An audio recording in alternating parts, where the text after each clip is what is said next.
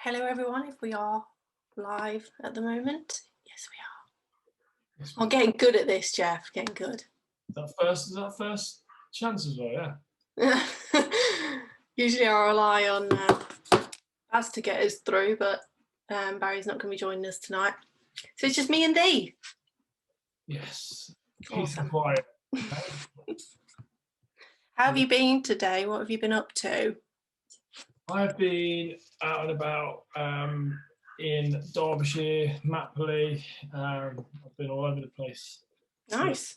I'm going away for a week, so I've been trying to squeeze everything in before I go. So I know I'll come back to a pile of stuff to do.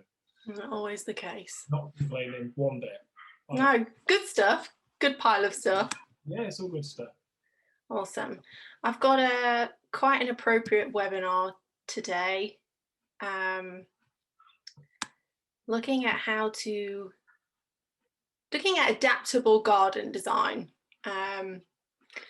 more so tailored towards the heat. Obviously, with the weather, people have been not going out in their gardens because it's been too hot. So we can never win in this country. It's always too wet or too hot. So your garden really needs to be able to perform for all kinds of weathers, but obviously we're focusing a bit more on the heat side today. Might be too late as the heat wave I think is ending tomorrow, but it just give you some ideas, some effective ideas on how to design your garden to create shade, but even not for the heat wave. You know, you might have a south facing garden that just gets sun blasted all day, even when it's not in a heat wave. South facing gardens can be very can feel, I don't know if this is going to be one of those Yorkshire terms, but feel quite close. Okay. Do you know what that means, or have I just made that up? You just made it up, but it sounded good. We've got south facing on the front of our house, so Yeah. the back's actually north facing, but it does get a lot of sun because of the way the houses are positioned around us. But it's just unbearable on the front. It's going out to the car. It is red hot out there. Yeah, too hot. And that ruins your enjoyment, doesn't it? So, right, let me share my screen.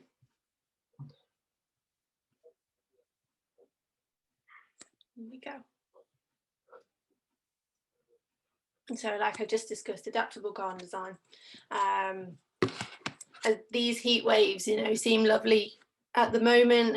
We had one last lockdown as well, but they're actually going to become, you know, more of a permanent thing for us in this country, and the heat in this country is unbearable at times. So it's just designing your garden so you can still enjoy the space safely, of course safely, because the sun is very dangerous, and comfortably as well. We're not feeling too hot.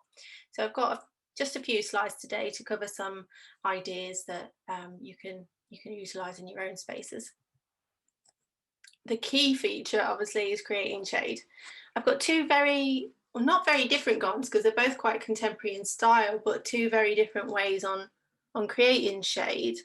Do you want to talk about the garden on the left, Jeff, with the sails? I think that's more of a you know, with the sails, they're more sort of non-permanent. Yeah. So you can remove them. Do give it a nice shade and add a nice feature as well. Add a bit of interest to the space. Really nice garden, quite Mediterranean. Very warm. It's an open garden again, south face. Very open, and it definitely needs some sort of shade in that space. Otherwise, you know, days like today, you just won't be able to use it. And then the one on the right is obviously a really special garden to us as well. That's more of a permanent feature. There's blinds on the side of that. You can see them just at the top of the structure there. They're actually blinds. You can pull them down to create a bit more shade if the sun's shining in, and you can open and close the roof as well. So that will allow you to let the sun in if it's on days where it's not piping hot. Yeah. So those shade sails, we see a lot, or clients want them a lot around children's play areas, because they're not permanent features. I mean, the posts are concreted in, so you could perhaps, you know, in the wintertime string lights between them two to maintain a feature. But they all come in different size colours and features, but they feel really holiday-like to me, those sails. Like I'm in a restaurant outside in Lanzarote, which is where this garden makes me feel like. So they're And it's right near the airport as well. So. yeah, I know. Lovely. There are, of course, other options for pergolas. The steel ones are very popular at the moment, which is what we've shown here. And because they are adjustable, they can be adapted to whatever the weather is doing, whether it's rain or sunshine. But wooden pergolas do provide a little bit of dapple shade as well, don't they? And you can cover the top of wooden pergolas. Like the garden on the left, they have a kitchen area and they have a wooden pergola, but it's got a shelter over the top. So you've got a lot of flexible ideas there for permanent and non-permanent features. Yeah, the actual the structure on the right there as well. They actually do them where the roof actually retracts all the way back. So you actually open the whole roof open. Oh, nice. Right. Careful material selection.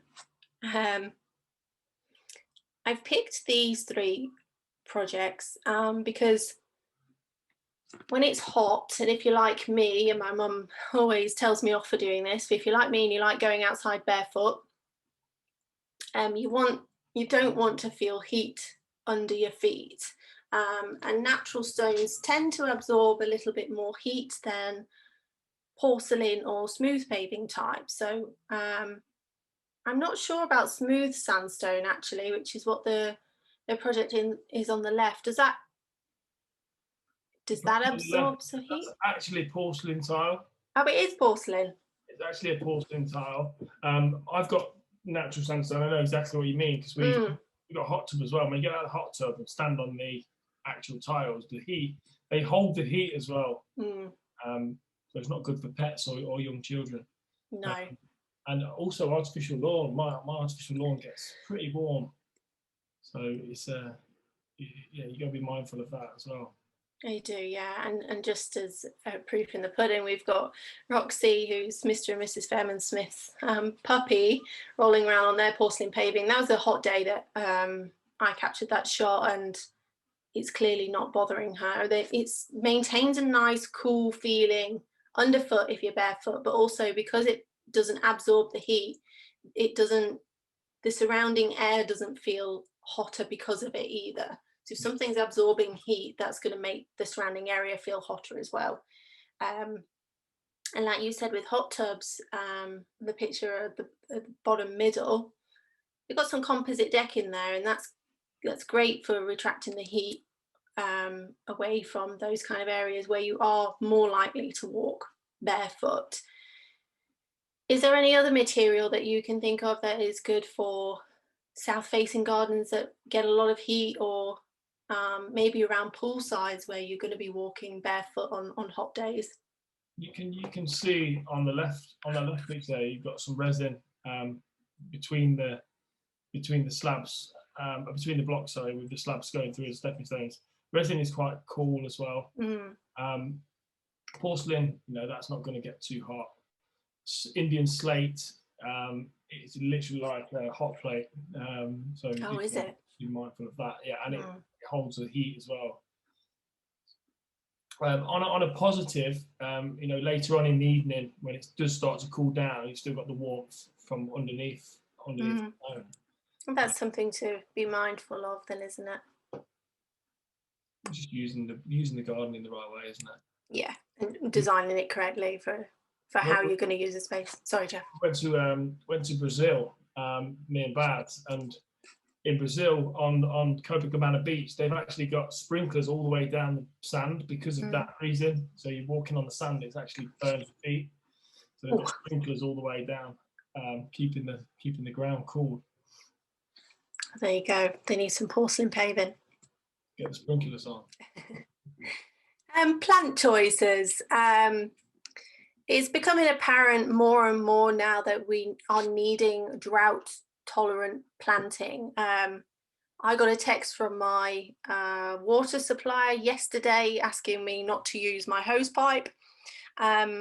because of the heat wave. They were seeing an influx in meter readings. And there's going to be more and more of that. And especially if you go on holiday, if you're lucky enough to go on holiday right now, you don't want to have to bring someone in to water your garden and keep it alive really for the week or two that you're away. So transitioning into more drought tolerant is going to be beneficial in the long term as well, not just the short term. It will lower your maintenance. Your plants will survive with very little amount of water, and they'll also tolerate scorching from the sun as well. So typically Mediterranean style plants like lavenders and salvias, they'll do well in hot, drier gardens. But I've got a few other ideas in here as well, like palms. That is a hardy palm. It's not a tropical palm, so it will grow in our country even below -5. Got some phlomis in there as well, which is the upright yellows called Jerusalem sage. Agapanthus, great for containers, doesn't need a great deal of water and will really thrive in a dry spot. But also one plant that people might think needs quite a bit of maintenance or water is box balls. Box balls grow in all sorts of conditions, from full shade to scorching heat, from clay to dry sandy soils. So they're great if you're wanting to achieve a more contemporary style garden, lower your maintenance, and not be so heavy on the watering. So just a bit of a palette for you there. You will notice that these plants are more of a glaucous green colour, which is like a grey blue, and purples and whites. They tend to be the kind of colour palettes that grow in full sun. Silvery leaf plants just don't grow in the shade because they don't have the same amount of chlorophyll, but they will grow in sunny spots because they're getting lots of energy from the sun. Cooling features. We all need this right now. We do indeed. We've got we've actually turned our hot tub down, so it's actually a cold tub at the moment, which is nice. Actually refreshing to get in there. It's a bit weird because usually get in, it's really hot and it's sort of a different feeling, but it does cool you down. Yeah, I've taken this quite literally with the swimming pool. That project is in Leicestershire, would you believe?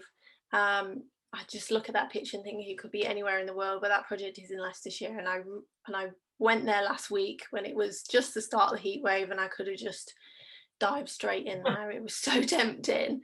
But adding water features has a cooling effect in the garden, doesn't it? Something relaxing about it. And it also, a bit like how the paving, if paving absorbs heat, it makes the surrounding space feel hotter. Water features do the opposite. So the water, having an element of water in your garden, cools the surrounding air and just makes you feel cooler. And like you say, even the sound of it just makes you feel cooler, doesn't it, really? Cool water features. Cool water features, yeah. That's great. That's a great project. The one on the right, that's a really, really nice garden. That. Yeah, excuse me. Lovely space. So any kind of water, you could just have a still water bowl. Those are corn steel containers on the bottom left. Just still pieces of water just to cool the surrounding air. Or you could have something a bit more moving, like a cascading waterfall, or something contemporary like the stainless steel bowl that we've got at the top. I think this might actually be my last slide. It is. It sure is. So hello. You get an early night. Yeah, I know. I thought it was too hot tonight, and I'm sure people could do better things than sat watching us. So let me see if we've got any questions. Hello to everyone who's watching. Give me a thumbs up in the comments if you're absolutely baking right now. I posted a comment in our Facebook group, which is Homeowner's Guide to Professional Garden Design, earlier this week, asking how people were coping with the heat, and I had some interesting comments. me see. Sharon says loves both the sail and the pergola. The sails look amazing. You sure do. And Liz has asked how much the circular seating would cost. I'm guessing that's this one. For the fire pit area. Yeah. Do you want to answer that, Jeff? Or shall I? It's around 10k, isn't it? Something like that. I mean, it's difficult to say really, because each element is bespoke to you and the garden. So it depends on what level do you have in your garden, what final material you choose, how big the circular seating is, because that circular seating area was relatively large because it was a larger garden. And we don't really quote, or we don't really quote individual items. We focus on. It's a gas burner in there as well. Yeah. It's around 10k for the flooring around it, the render. It's about a week's work to do something like that. There's good. That answers that. Okay. Lovely. I don't think I've got anything else. If anyone else wants to pop on after this video has gone live, just give us a hashtag replay. Pop in any questions that you may have from anything that you've seen today, or just generally. You know, we're here to help. I'm over in on the messages as well, so pop in and say hello or ask me any questions. And I will do my best to answer them for you. If not, I will find someone who can. Perfect. So, right, let me get off this so I can see your face. There we go. How are you spending your sunny evening, Jeff?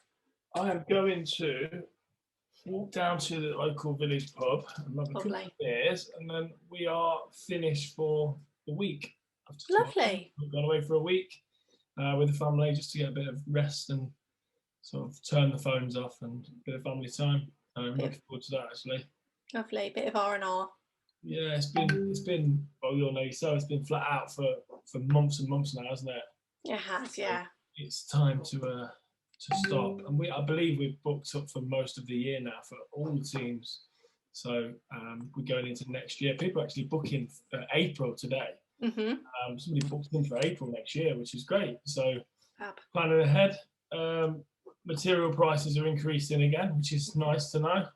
So if you think about getting your garden done for next year, then give us a call. We can get some real good time in planning it and getting some design work done. You know, now's the time. You've missed this summer, obviously, but you know, let's not miss next year. Get planning ahead. Fabulous, lovely. Well, thank you for your time, Jeff, and thank you to everyone watching. Like I said, pop hashtag replay if you're watching this back later. And as Jeff said, Barry and Jeff will be away next week, so we won't be live next week, but we will return the week after. We will indeed. Lovely. Well, great. You sure can. Great to see you. Take care, everyone. Take care. Bye-bye. Thanks. Bye-bye.